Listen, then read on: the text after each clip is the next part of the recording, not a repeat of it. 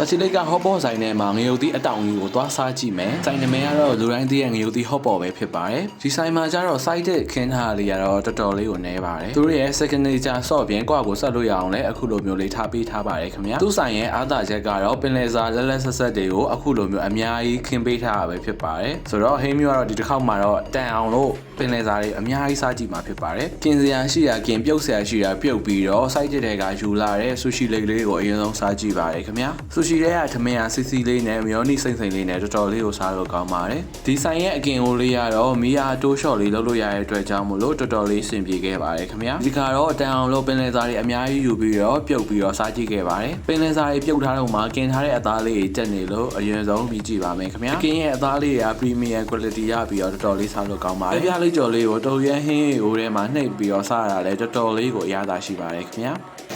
ဟုတ်ကင်အိုးလေးမီးနဲ့ရှော့ပြီးဒါကိုမီးတင်လို့ရတယ်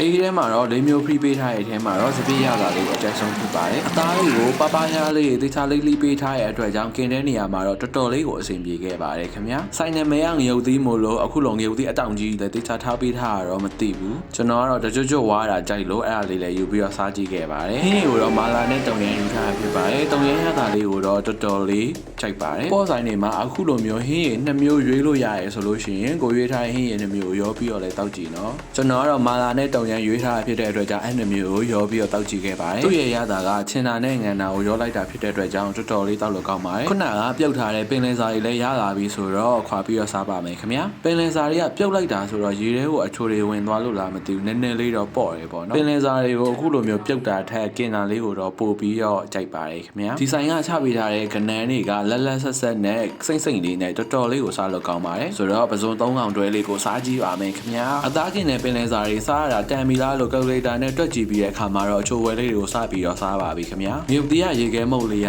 လည်း premium quality လေးဖြစ်ပြီးတော့တော်တော်လေးကိုစားလို့ကောင်းပါတယ်ဒီဆိုင်ကချပေးထားတဲ့အခုအာလူပြားကြော်လေးတွေကလည်းတော်တော်လေးကိုစားလို့ကောင်းပါတယ်ခင်ဗျာချွေရင်လေးကိုလည်းကောက်ကိုရှောက်ထည့်ပြီးတော့လှုပ်တောက်ကြည့်ခဲ့ပါတယ်အုံတို့ရဲ့စိမ့်စိမ့်လေးနဲ့တီးတွေကိုကာလာသွင်းထားလေးတွေကတော်တော်လေးကိုစားလို့ကောင်းပါတယ်ခင်ဗျာဗီဒီယိုလေးကိုဆုံးထိကြည့်ပေးတဲ့အတွက်ကျေးဇူးအများကြီးတင်ပါတယ်ခင်ဗျာနောက်ထပ်ဗီဒီယိုတွေမှာထပ်ပြီးဆုံတွေ့ရအောင်လို့ကျွန်တော်ရဲ့ Facebook TikTok YouTube channel တွေကိုလည်း like and follow လုပ်ထားဖို့မမေ့နဲ့နော်တတာ